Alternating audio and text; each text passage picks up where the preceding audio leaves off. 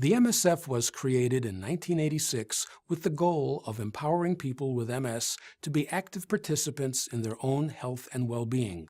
We were founded to challenge the notion that people newly diagnosed with MS should prepare for a life of inactivity and progressive disability, which was the conventional wisdom of the day. Over the years, the number of services we provide and the variety of information we're able to offer have changed, but our philosophy of empowering people with MS hasn't. Today, our goal is to help those with MS maintain their health, safety, self-sufficiency, and well-being through programs that provide doctor's visits, home care therapy services, medical equipment, emergency financial assistance, exercise and wellness classes, educational materials, and much, much more. We provide the safety net for people with MS to help them keep their jobs, their homes, their health, and their independence.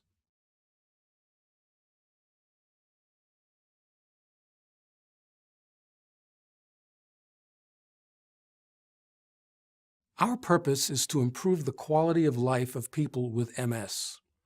Our main areas of impact are health, safety, self-sufficiency, and well-being.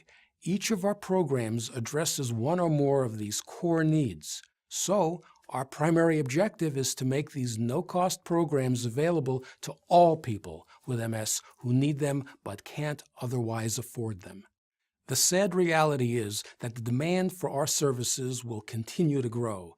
The ability to diagnose MS is likely to improve, adding to the headcount of those with MS. While more medications and new technologies will enhance the treatment of MS, they'll come at a cost. MS is an expensive disease to live with. The medications, devices, and lifestyle changes that help the most have a high price tag. Our goal is to have the ability and the reach to help every person with MS. We only lack the financial support.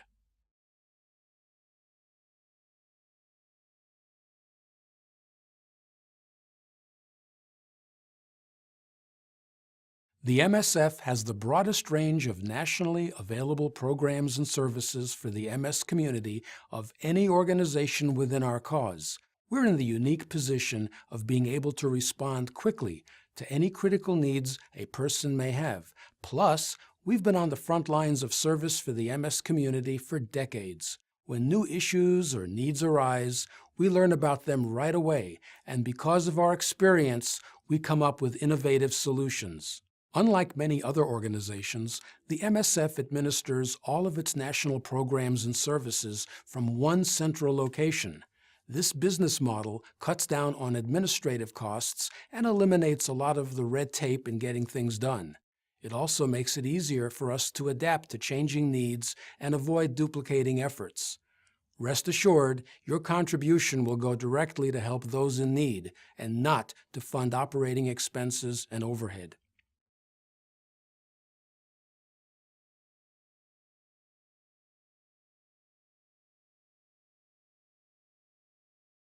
Our efficient business model of providing our nationwide services from one centralized location not only keeps administrative overhead at a bare minimum, but also eliminates organizational bureaucracy.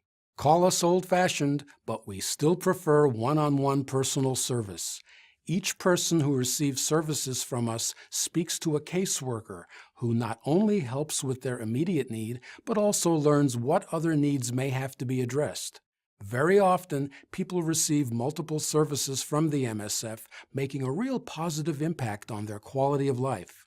Though we're constantly thinking of new ways to assist the person with MS, we're not, so to speak, reinventing the wheel.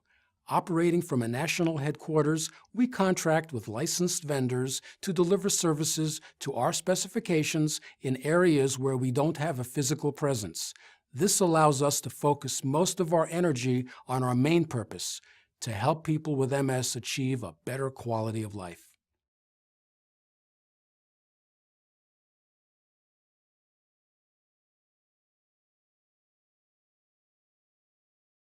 Each year, we evaluate the number of people served by each program and look for ways to stretch the program's budget to serve more people. but the primary measure of our success is in the feedback we get from those we help. Here are a couple of examples.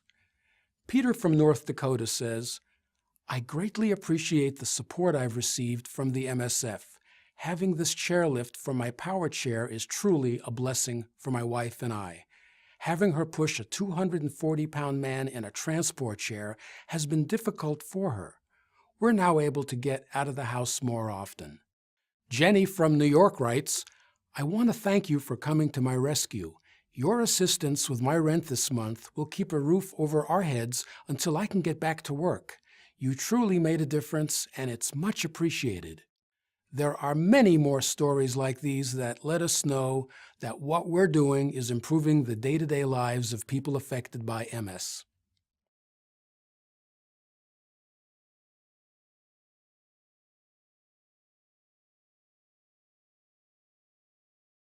There's a misconception that we have offices in local communities, while the reality is we operate from one central location. Our caseworkers are very informed of the resources in the local communities, and we present our educational programs in most areas of the country.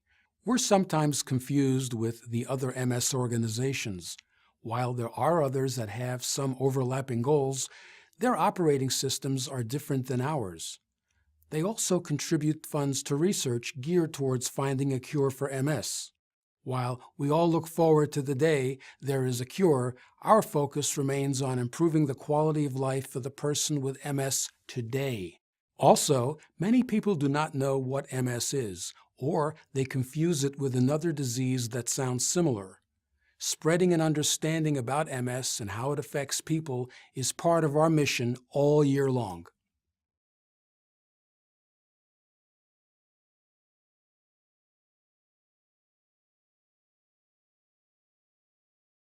Improving the lives of people with MS is our major accomplishment. People such as Susie, for example. Susie was diagnosed with MS while in college. Before she could start on preventative medicine, a major relapse struck. She was unable to walk, talk, or use her right side. She was very confused and nearly unresponsive. Once stabilized, Susie began treatment and therapy to regain basic skills. When Susie's parents found a specialty clinic that could help her relearn how to communicate, they turned to the MSF for help. We were glad to contribute. 6 weeks later, Susie could read and write much better, and more importantly, had the confidence to start living again. She began volunteering at church, exercising at a gym, taking occupational and speech therapy, and 1 year later, she returned to school. Through the years, the MSF has helped thousands of people like Susie. But of course, since MS is different for everyone, the story is never the same.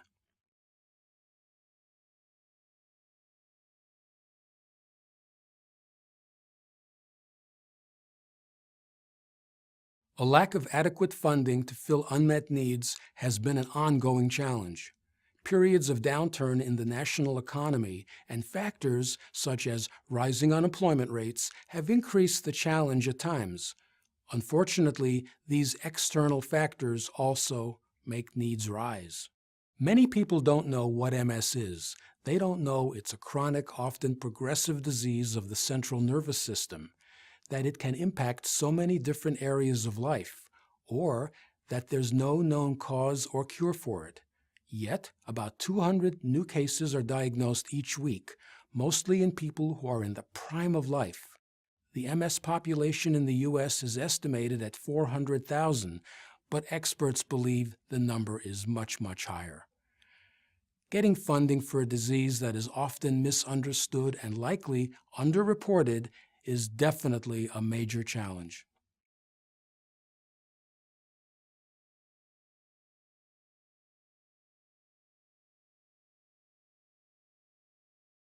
With additional resources, the MSF could serve more people and expand the amount of services we provide to each individual.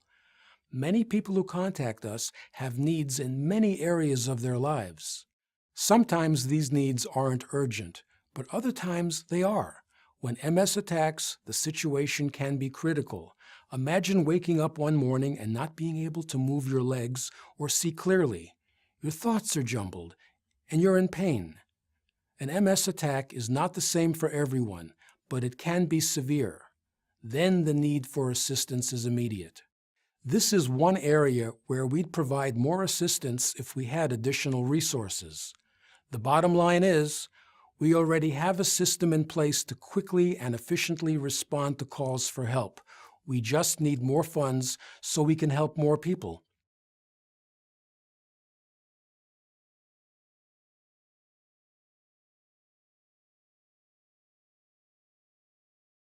Unmet needs continue to be the largest gap we face.